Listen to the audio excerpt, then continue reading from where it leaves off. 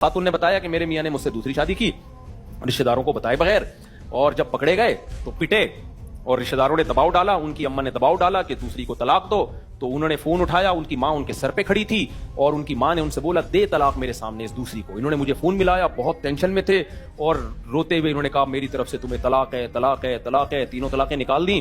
اس کے بعد کہہ رہے ہیں میرا بالکل نیت نہیں تھی، مجھ پہ دباؤ تھا، میں تمہیں بہت چاہتا ہوں، تم میری محبوبہ ہو، فلانا ہو، ڈمکانا ہو۔ میں نے اس خاتون سے کہا بے شرم ہے، بے غیرت ہے۔ میں نے کہا بکواس کر رہا ہے، دونوں طرف سے ہمدردیاں لے رہا ہے، سمجھ رہے ہو؟ اماں اور خاندان کی ہمدردیاں بھی، اور آپ کو بھی ناراض نہیں کرنا چاہتا۔ یہ مرد کر رہے ہوتے ہیں طلاق، دیکھیں نا، میرا تو میں چاہتا نہیں تھا، میرے منہ سے نکل گئی۔ ابے دنیا میں کتنے لوگوں کے جھگڑے ہوتے ہیں کسی کے منہ سے، ہر گھر میں کون دنیا میں ایسا جوڑا ہوگا جن کی کبھی لڑائی نہیں ہوئی ہے؟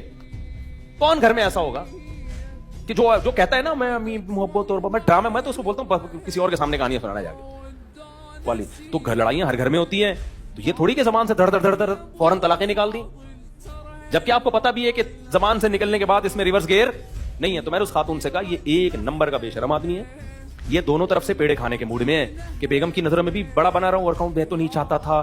اچھا پتہ کیا ڈرامے کر رہے ہوتے ہیں، پتہ نہیں اچانک کیا ہو گیا۔ یہ بہت ہوتا ہے طلاق کے بعد، ہمارے پاس کیس آتے ہیں، کبھی میں اب کسی کے پرسنل وہ چیزیں کو نہیں شیئر کرنا چاہیے ورنہ میں بلاؤں بھرے مجمع میں، یہی ہے پتہ نہیں صاحب میں بیٹھا ہوا تھا، میں پتہ نہیں کیا ہو گیا میرے ساتھ۔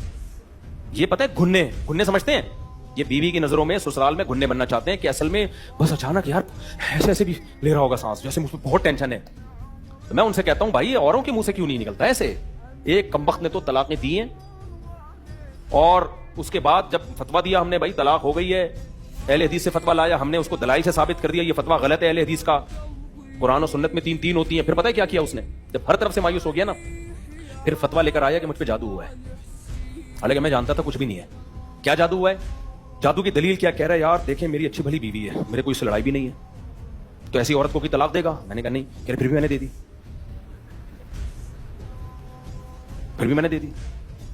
اچھا کہہ رہے اس سے پہلے اتنی لڑائیاں ہوئی، میں نے کبھی دی؟ میں نے کہا نہیں۔ کہہ رہے پھر بھی میں نے دے دی۔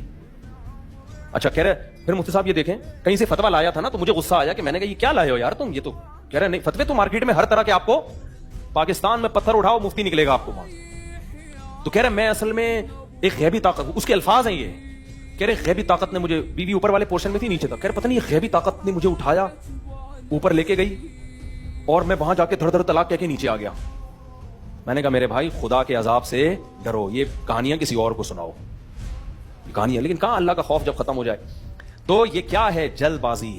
تو میں نے اس خاتون سے کہا، میں نے کہا جان چھوٹ گئی اس فضول آدمی سے، اچھا ہے یہ پیڑے کھا رہا ہے۔ وہ بھی بیچارہ عورت نرم دل ہوتی ہے، کہتی میرے ہسبینڈ ایسے ہیں نہیں، ایکچولی وہ بیچارے چاہتے نہیں تھے لیکن دیکھیں ہو گیا تو کیا کروں۔ میں نے کہا وہ چاہتا تھا تبھی دی ہے، ورنہ بھائی اڑ جاتا نا، کون کیا بگاڑ لیتا اس کا، کیا بگاڑ لیتے خاندان والے، بولتا ہے ایسی کی تیسی۔